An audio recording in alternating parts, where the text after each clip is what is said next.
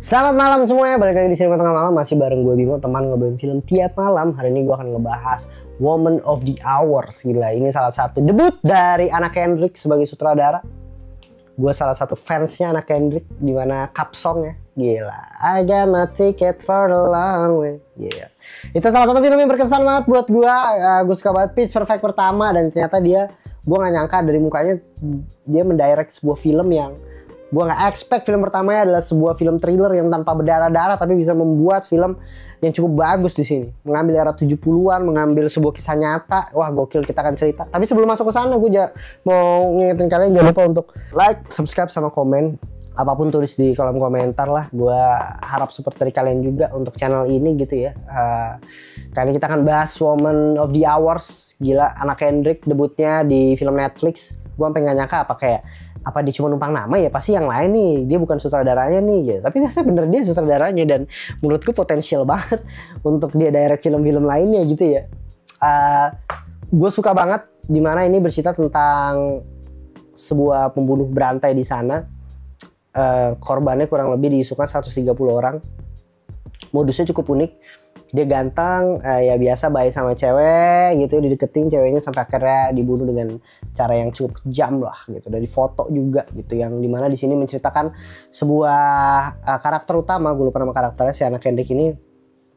Dia ikut reality show dimana kayak cari jodoh gitu, kayak Take Me Out tapi versi tahun 70-an di sana, dan dia bertemu dengan sosok orang ini gitu. Menarik buat kalian yang suka film yang kayak thriller tapi nggak banyak darah gitu ya. Model memecahkan sebuah kasus, mengikuti sebuah kasus gimana cara nangkep sosok serial killernya ini. Tapi juga berhasil Anna Kendrick memberikan suatu hal yang creepy banget gitu ya. Kayak lu tuh merasa diikutin, lu tuh merasa nggak nyaman gitu tuh dapat di film ini.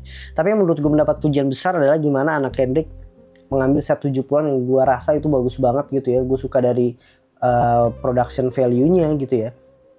Dimana semua set-setnya itu menggambarkan gitu, di luarnya itu kayak gimana, terus baju-bajunya yang digunakan itu era itu juga sangat-sangat menggambarkan gitu ya. Terus visualnya gitu, tone-nya juga yang bener-bener jadul juga, yang bener-bener semua ngeblend, ngedukung suasana itu di tahun 70-an, dan lu ngerasa itu tahun 70-an memang gitu.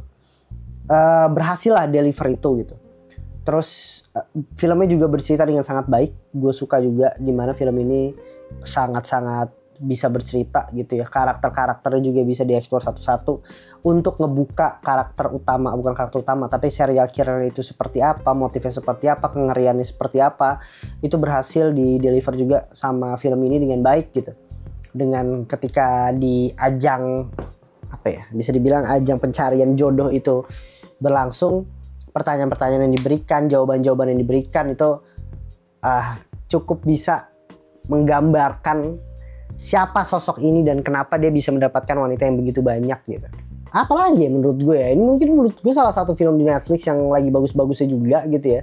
Dan ternyata muncul, gue juga suka ya kalau ngomongin mungkin sedikit detailing gitu ya, kayak model posternya aja gue suka, bagus banget gitu. Terus di mana film ini bermain dengan dialog keren menurut gue. Susah tuh film trailer kadang kalau udah main dialog membosenin banget, tapi mungkin itu didukung dengan durasi yang juga tidak begitu lama ya, durasi yang juga cukup menurut gue sangat untuk film ya cukup pendek lah di saat ini ya, 1 jam 20 menitan atau 30 menitan menurut gue cukup pendek gitu, tapi juga berhasil ngebuat lu tuh stay dan tidak kemana-mana juga, lu fokus pada filmnya gitu. Dan dialognya juga menurut gue tidak membosankan dan menggambarkan sebuah cerita juga, gimana serial killer ini beraksi dan lain sebagainya, itu tergambar dengan sangat baik juga gitu ya. Bener-bener tidak main darah sama sekali tidak, tapi memainkan psikologis lu. Jadi menurut gue untuk kalian yang suka film thriller dengan sedikit sentuhan-sentuhan psikologis, menurut gue oke banget sih. Apalagi buat kalian yang ngikutin Anna Kendrick dari Pitch Perfect, wajib banget sih nonton film ininya, debutnya dia, dan menurut gue potensial banget.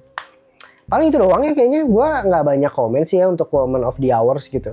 Cuma mungkin kalau dari gue lebih lebih karena gue biasa nonton film yang kalau thriller gitu ya, apalagi ini kayak 130 orang terjadi gitu, gue berharap kayak wah jerat ada darah-darahnya gitu.